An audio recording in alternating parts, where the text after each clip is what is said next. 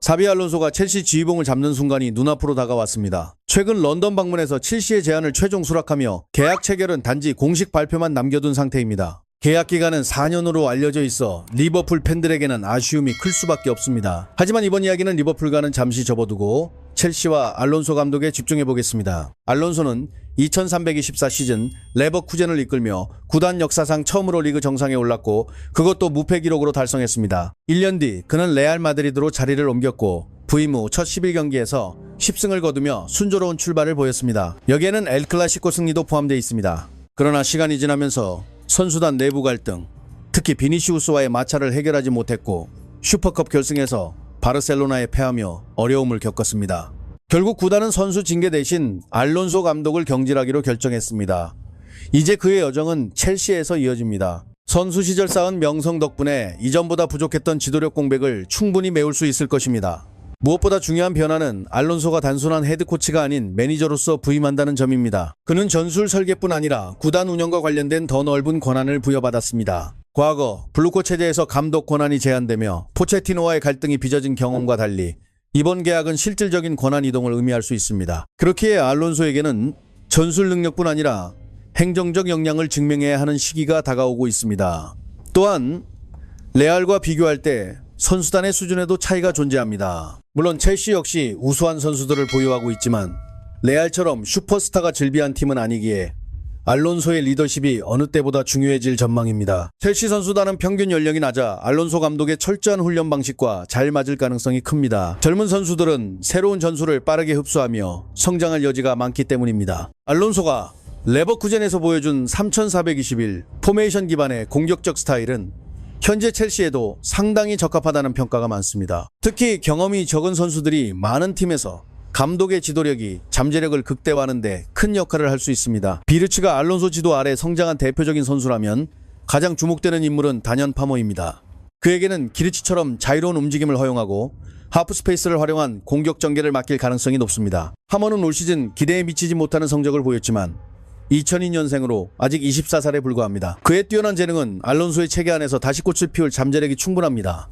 알론소가 첼시에 341 포메이션을 적용할 경우 리바이 코릴은 중앙 스위퍼로 배치되어 후방 조율과 볼 배급을 담당할 가능성이 큽니다. 레버쿠젠 시절 그린말도가 맡았던 중앙 침투 역할은 쿠쿠레아 혹은 오른쪽 윙백 제임스에게 배분될 수 있습니다. 다만 6번 위치에서 중원 조율을 수행할 적합한 선수가 현재 첼시에는 명확하지 않아 새로운 파트너가 필요할 수도 있습니다. 그러나 알론소 감독은 선수단에 맞춰 전술을 유연하게 조정해왔습니다. 정해진 시스템 속에서도 일부 선수에게 자유롭게 공격을 전개하게 하며 창의성을 극대화하는 방식이 특징입니다. 이런 점에서 다양한 역할을 소화할 수 있는 파머가 핵심 열쇠가 될 수 있으며 이 역할을 수행할 새 선수를 영입하지 않는다면 그의 책임감은 더욱 커질 것입니다.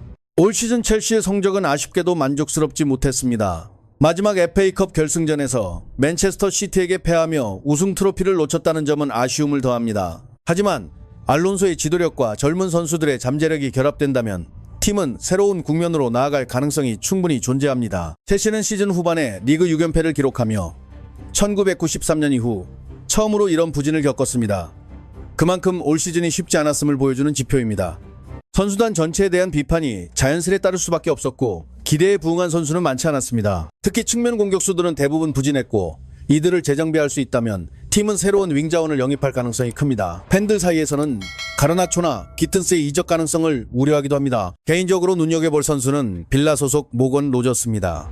올 시즌 그의 히트맵을 보면 중앙으로 향한 움직임을 선호하지만 측면 공간 활용 역시 가능함을 확인할 수 있습니다. 이는 알론소 감독이 즐겨 쓰는 왼쪽 하프스페이스 공략에도 잘 맞는 특징입니다. 필요할 때는 측면과 중앙을 오가며 하프스페이스로 침투하는 움직임을 기대할 수 있습니다. 올 시즌 로저는 컵대를 포함해 14경기에 출전하며 13골 10도움을 기록, 통계적 생산성 면에서도 만족스러운 수치를 보였습니다. 만약 이적 가능성이 열린다면 AC 밀란 하파일이나 파리 생제르맹의 바르콜라도 좋은 대안이 될 수 있습니다. 바르콜라는 주로 왼쪽 측면에서 활용되지만 우측 혹은 최전방까지 소화할 수 있는 멀티 자원입니다.